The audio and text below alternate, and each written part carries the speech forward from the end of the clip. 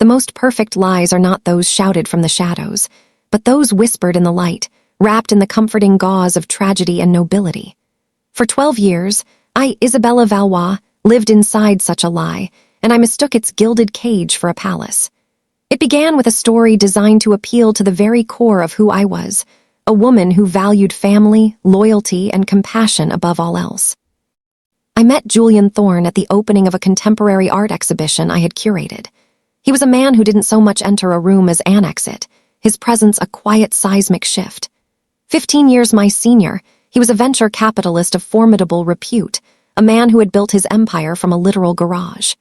He was sharp, driven, and carried with him an air of mysterious melancholy that I, in my late 20s, found irresistibly compelling. Our courtship was not merely romantic, it was a merger. I brought old-world grace and a deep understanding of the social tapestry he needed to navigate. He brought dynamism, power, and a devotion that felt like a fortress.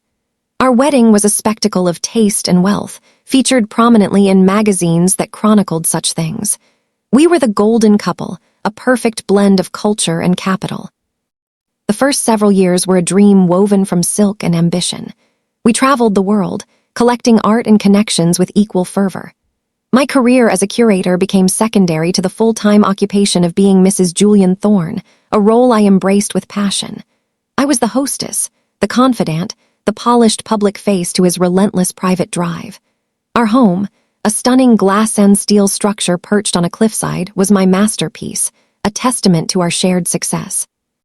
The first crack in this pristine facade appeared on a night steeped in a cold, relentless rain.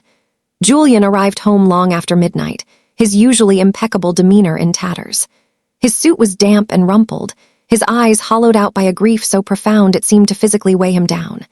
And in his arms, swaddled in a simple white blanket, was a baby. A tiny, sleeping infant with a dusting of dark hair and skin the color of warm honey.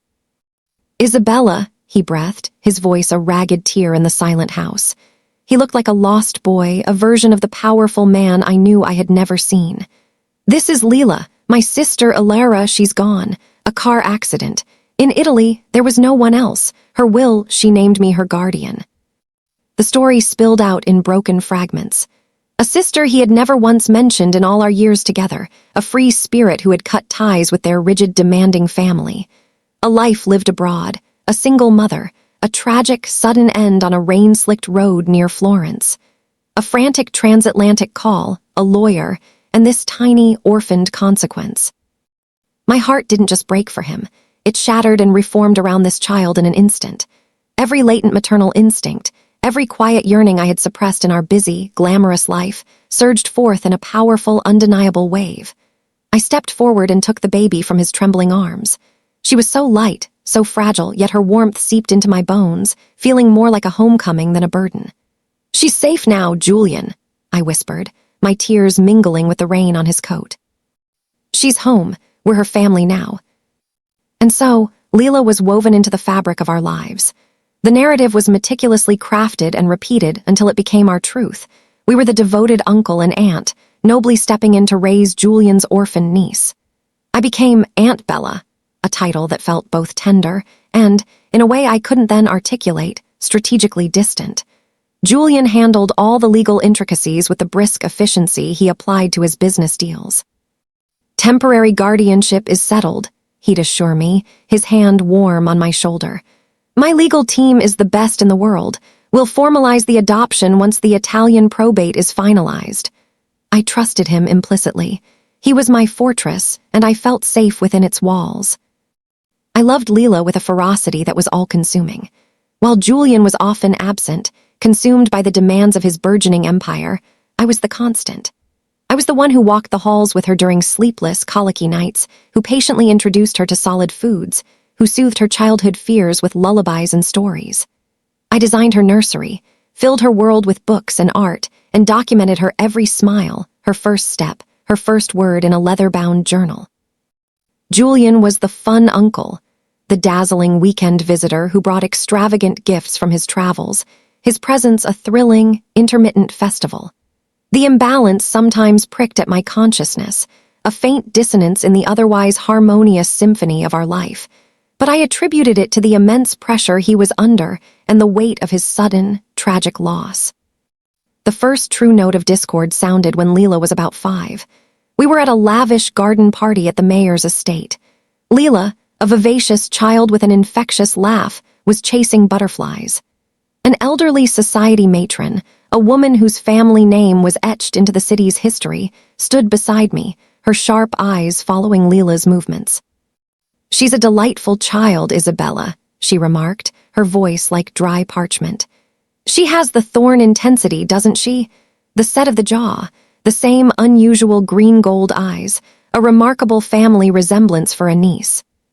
The pause before the word niece was infinitesimal, yet it echoed in my ears. A cold trickle of unease traced its way down my spine. "Genetics can be surprising," I managed, my smile feeling brittle on my face. "Surprising indeed," she murmured, before drifting away, leaving me with a sudden, hollow feeling in the pit of my stomach. I began to notice things, small details I had previously brushed aside. The complete and total absence of any childhood anecdotes about Alara. The single, grainy photograph Julian produced of a woman whose features bore no resemblance to Leela's. His intense, almost obsessive protectiveness, his need to vet every nanny, every teacher, every friend's family. He was building a fortress around her, and I, who lived within its walls, was only just beginning to wonder what he was so desperately trying to keep out. The facade began to show more significant fractures when Leela was 10. We were at a charity gala for the symphony, and a business rival of Julian's, a man known for his brutal honesty, clapped Julian on the back a little too hard. "Julian, still playing the hero with your niece," he boomed, his voice carrying.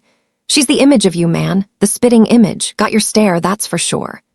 Julian's face, for a fleeting second, was a terrifying, bloodless mask. Then his famous charm snapped back into place, but his grip on my arm was painfully tight as he steered me away. "Pay him no mind, Bella," he hissed. "He's always been a jealous, petty man." But the seed of doubt, once planted, is a tenacious thing. It put down roots, fed by 1,000 little moments of oddness. The symphony of my life was developing a dissonant chord, and I was finally, fearfully, beginning to listen. The doubt, once given space to breathe, grew with the relentless vigor of a weed, its roots threatening the very foundation upon which I had built my happiness. I began to move through my days as a curator of my own life, examining each artifact of my marriage with a newly critical and dispassionate eye. The lack of any mementos from Alara, the evasive answers that were always cloaked in a veil of pain, the way Leela's expressions, her laugh, even the way she tilted her head, were not just reminiscent of Julian, they were duplicates. The noble lie I had embraced now felt like a shroud, and I was slowly suffocating beneath its weight. The catalyst for the final, shattering revelation was, as it often is, a seemingly mundane object. Julian was in Hong Kong for 10 days, finalizing a merger of staggering proportions. A sudden, violent storm caused a leak in the ceiling of his private study, a room I respected as his sanctuary and thus rarely entered. As I moved priceless first editions and shifted his heavy, leather-topped desk to save them from water damage, my fingers brushed against a small, cold metallic object secured with professional-grade tape to the underside of a drawer. It was a key. A simple, unassuming safety deposit box key with a tiny, typed label, Vault 4, Box 119. A coldness, solid and absolute, settled in the core of my being. This was not a key for sentimental jewelry or old stock certificates. This was a key for secrets. Next morning, I dressed with deliberate care in a severe black designer suit, the armor I wore for the most difficult art acquisitions. I drove to the discreet, granite-faced private bank where Julian kept his most confidential holdings. I wielded my name, my status, and a perfectly calibrated performance of a flustered wife needing crucial inheritance documents for Leela's exclusive private school application, layering my request with just enough privileged exasperation to be believable. The bank manager, after verifying my identity and making a hushed phone call, led me to the vault. The box was heavy, cold steel. Inside, laid neatly on a bed of dark velvet, was not wealth, but truth. a truth so devastating it felt like a physical blow. There was a single legal-sized envelope. My hands, remarkably steady, lifted the flap. Inside, I found the documents that would dismantle my universe. The first was a birth certificate from a small, private clinic in Switzerland. Leila Marie Thorne. Father, Julian Michael Thorne. Mother, Gabriella Silva. The date of birth aligned with chilling precision to the timeline of the tragic accident in Italy. The second was a photograph of a woman of breathtaking beauty, with intelligent, laughing eyes and curls of dark hair, Leila's face in a softer, adult form. Gabriella Silva. The third was a notarized document, crisp and clinical. It was a permanent relinquishment of all parental rights, signed by Gabriella Silva. In exchange, she had received a one-time confidential payment of $500,000. The signature was elegant, final. There was no mention of cars, of accidents, of tragedy. It was a transaction, a purchase of silence, of a life.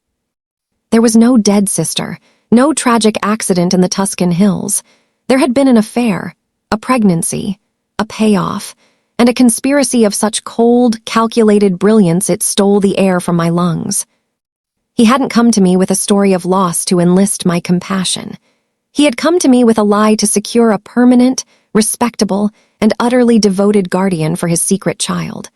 A woman whose social standing and unconditional love would provide the perfect, unimpeachable cover for his transgression. I did not cry. I did not collapse. I sat on the cold, polished floor of the silent vault, the hum of the climate control system the only sound, and I felt the woman I had been, Isabella the wife, Isabella the aunt, slew away like a dead skin. In her place rose someone new, someone forged in the fire of this betrayal. A strategist, a phantom, a queen in exile plotting her return to the throne. The pain was a living thing, a serpent of ice coiled around my heart, but its venom was a pure, clarifying focus. Julian Thorne was no longer my husband. He was my adversary. The meticulous planning began that moment. I replaced the documents with the precision of a bomb disposal expert, ensuring the key was returned to its hidden perch. At home, I was Aunt Bella, more devoted and loving than ever. I helped Leila with her French lessons, listened to her intricate stories about school, brushed her hair while she told me her dreams. But my eyes were now open, recording everything. I saw the possessive pride in Julian's gaze when he looked at her, the barely perceptible flinch when she asked a question about her mother, the careful architecture of his lie in every interaction. I began to document it all. I sought out Elena Ravenscroft, a divorce attorney whose name was synonymous with the utter destruction of wealthy, duplicitous men. Her office was a stark, soundproofed chamber, a place where emotion was a liability and strategy was God. I laid my evidence before her like a general presenting a battle plan. She examined the birth certificate, the photo, the contract of silence, her face an impassive mask. When she looked up, her eyes were the color of a winter sky. "This is not merely infidelity, Mrs. Thorne," she stated, her voice devoid of all inflection. "This is fraud upon the marriage of the highest order. He has fraudulently induced you to provide 12 years of domestic labor, emotional nurturing, and social legitimacy under deliberately false pretenses. Every cent of marital money spent on that child's upbringing, the nannies, the schools, the medical care, the clothes, constitutes a massive dissipation of marital assets. Your own career sacrifices, made to support this fabricated family unit, were procured by deceit." Her plan was a thing of brutal, beautiful legal genius. We would not merely file for divorce.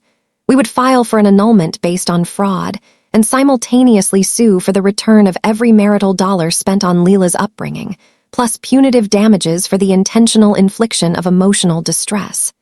We would target his corporate shares, his real estate portfolio, his private equity holdings. We would argue that the entire marital partnership was void, poisoned at its root by his fundamental deception. While I played the perfect, unsuspecting wife, Elena, and I built our case with the patience of archaeologists excavating a ruin. I used a pen camera to record Julian calmly reaffirming the niece narrative. I accessed an old, forgotten cloud server. unearthing deleted email chains between him and his lawyer discussing the need for a credible cover story, and the successful resolution of the Silva situation. I compiled a forensic accountant's dream, a detailed ledger of Leela's life, a column of numbers that represented the cost of my betrayal. I was no longer the victim, I was the architect, and his empire was the blueprint I was learning to demolish. The end arrived not with a confrontation, but with a legal earthquake. The papers were served at his corporate headquarters in the midst of a quarterly earnings call. The lawsuit was a public detonation, a 70-page document that laid bare the affair, the payoff, the 12-year charade. The press feasted on the story. The visionary titan was revealed as a conniving fraud. Julian's initial reaction was a torrent of fury, his settlement offers growing increasingly desperate with each passing day. But we were an unassailable fortress. The evidence was a tsunami of truth. In the deposition, under Alina's surgical, relentless cross-examination, his arrogance crumbled into bluster, and finally into a stunned, ashen-faced silence. The mask had shattered, and the man beneath was petty, cornered, and utterly defeated. The judge's ruling was a masterpiece of poetic justice. She awarded me the Cliffside estate, the Aspen Chalet, and a controlling 65% stake in his flagship venture capital firm, Thorn Ascendant. The ironclad prenuptial agreement was rendered null and void, deemed unconscionable given the fraudulent nature of the marital partnership. Spousal support was set at a figure that would ensure my financial sovereignty for life. He was left with a crippled company, a ravaged reputation, and the cold comfort of his own deceit. In the aftermath, I sold the House of Lies, its glass walls feeling too much like a cage. I purchased a stunning, airy penthouse that reflected my own soul, open, modern, filled with light and art I chose for myself. I took my seat on the board of Thorn Ascendant, my presence a calm, constant reminder of his catastrophic miscalculation. Most delicate and painful negotiation was with Leela. With the help of a skilled child therapist, I told her a gentler version of the truth. I explained that Julian was her biological father, and that the story we had all been living was not the whole truth. I did not tell her about the payment, the contract. I simply said that her mother had been very young and unable to care for her. The bond we shared, forged over 12 years of authentic, daily love, held firm. She chose to live with me. Julian became a spectral figure in her life, granted structured, supervised visits. A ghost from a past she was only just beginning to understand. He lives now in a rented high-rise apartment, his name a byword for scandal in the financial journals. The man who built an empire on shrewd calculation and ruthless deals lost it all on the one deal that truly mattered, the one he made with his wife's heart. He thought he could hide his past in the plain sight of my present. He thought a lie could be a foundation strong enough to build a life upon. But I proved that the same hands that can gently soothe a child's fears can also, with steady and unyielding determination, dismantle a kingdom, stone by gilded stone. I was no longer the treasure he kept in his fortress. I had become the queen who seized the throne, and the kingdom was now mine to rule.